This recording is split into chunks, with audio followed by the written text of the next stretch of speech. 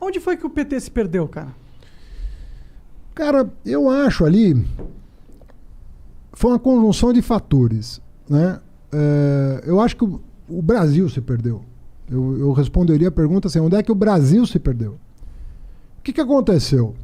Teve alguns erros de política econômica durante o primeiro mandato da Dilma? Teve. Eu já escrevi sobre isso, já comprei briga com petista. Ah, sério? Rola umas brigas assim? Eu falei, pô, você tem que... Isso não é uma crítica destrutiva, é o seguinte, ó, tais decisões foram erradas. Qual é o problema de eu dizer que um governo do PT... É que você não pode criticar, né, o PT. Não, você tem que fazer balanço das coisas. Agora, cometeu alguns erros de política econômica? Sim. Sim. Mas depois que ela foi reeleita e que ela foi tentar corrigir, começou uma sabotagem do Eduardo Cunha com o Aécio Neves. Começou uma sabotagem. Ao invés de tomar as medidas para corrigir, tomaram medidas para agravar. A chamada pauta bomba. Era assim que a imprensa chamava. É. Sim, eu lembro. Pauta bomba. Mas por que eles tinham apoio do Congresso? Para pautar e passar essas paradas? Então, aí tem várias teses, né? A que me parece a mais razoável é o seguinte: se deixassem ela corrigir os erros que ela cometeu, que não eram uma enormidade, sabe? Na minha opinião. Tá ok. Tá? Cometeu erros, esses erros trouxeram problemas, mas eram corrigíveis. Era possível corrigir. Como o Fernando Henrique cometeu erros, foi reeleito, deu aquela bafafá todo com o dólar e tal. Mas você pode falar isso de qualquer presidente, até do Bolsonaro. Exato. Então, ela tinha um mandato para corrigir. Ela tinha 4 anos para corrigir. E eu acho que o MDB e o PSDB viram ali uma oportunidade de decidir a parada. Sabe? Falar, se deixar 4 anos, o PT pode corrigir e em 18 vai estar o Lula aí, o Lula vai estar, entre aspas, disponível, ele volta para o poder. Então eu acho que eles ali deram um bote.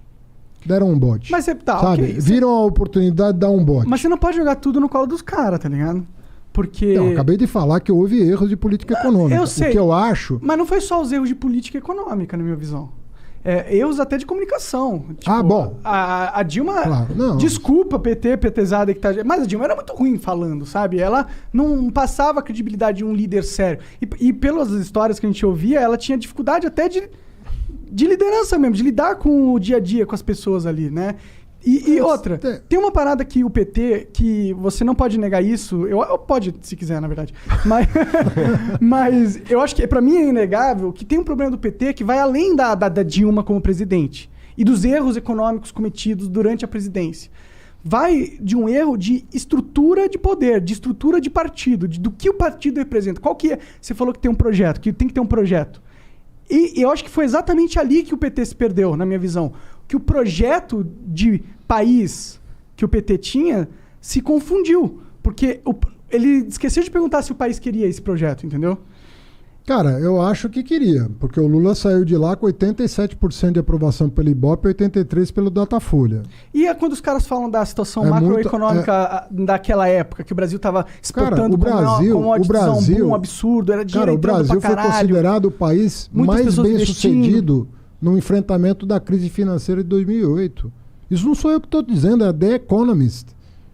O Lula foi aplaudido em 2010, quando deixou a presidência, como um cara que enfrentou a crise de 2008 da maneira mais assombrosa possível. Desculpa ser chatão, mas aqueles caras... Tem um argumento que o que o Lula fez foi o seguinte: ele aumentou, expandiu o crédito absurdamente.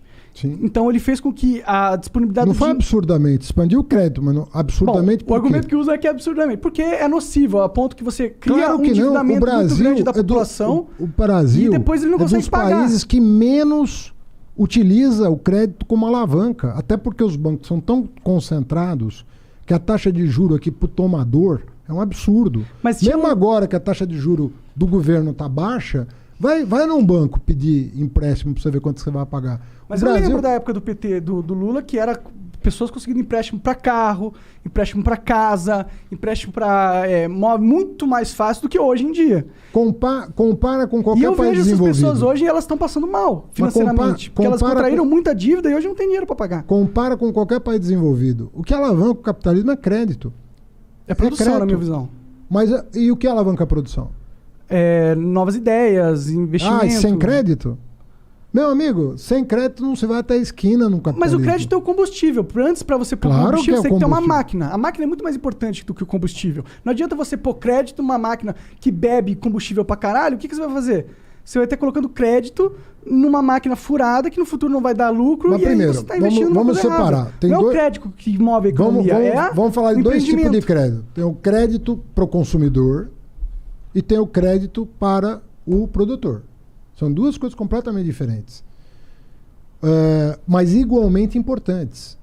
Igualmente importantes. Ou seja, se o cara, se o cara, por exemplo, consegue organizar a vida dele e faz caber a prestação dentro da renda dele, pô, ele toca a vida com crédito. É ótimo para a economia, é isso? Mas não é isso que acontece com o brasileiro. Dada a nossa inteligência financeira, que é baixíssima. Cara, você não tinha um problema grave. Você veio a ter problema depois que a crise se instalou. 50% das famílias estão endividadas hoje. Agora, mas não estavam. Não estavam. Eu não estou negando coisas que você está falando, até porque a gente não precisa concordar em tudo. Claro. Né? E a gente também dá pesos específicos diferentes para os problemas que a gente reconhece.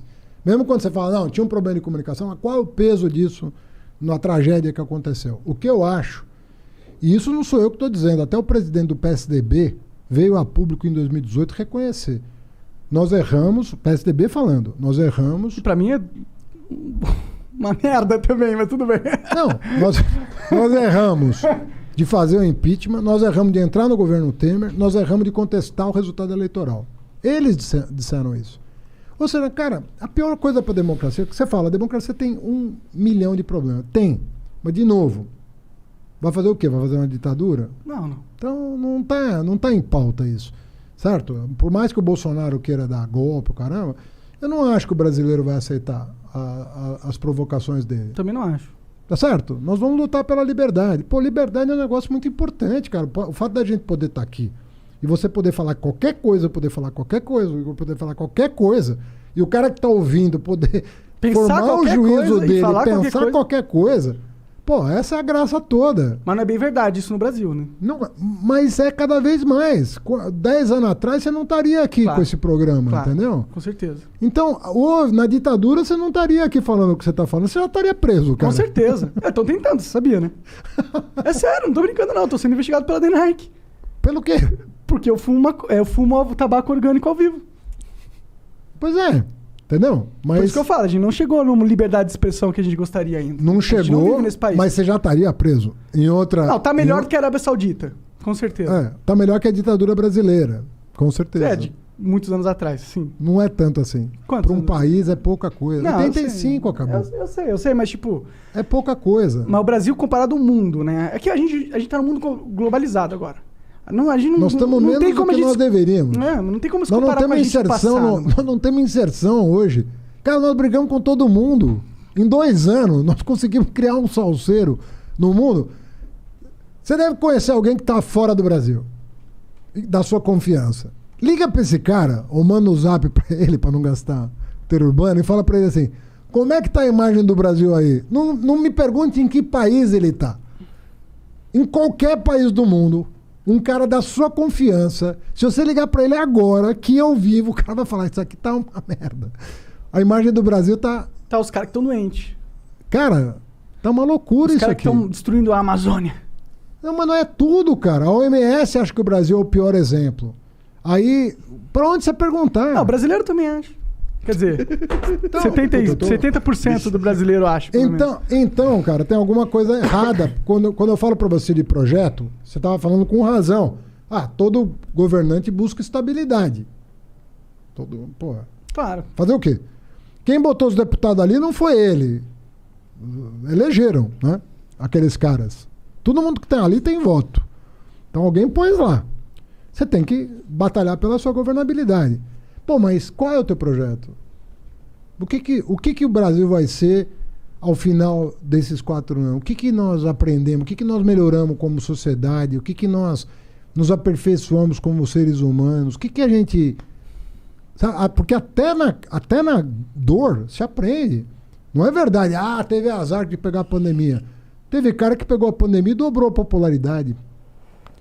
aquela menina, falo menina no sentido positivo, Cássio, da Nova Zelândia lá, não. estava arriscada não se reeleger, cresceu com a crise.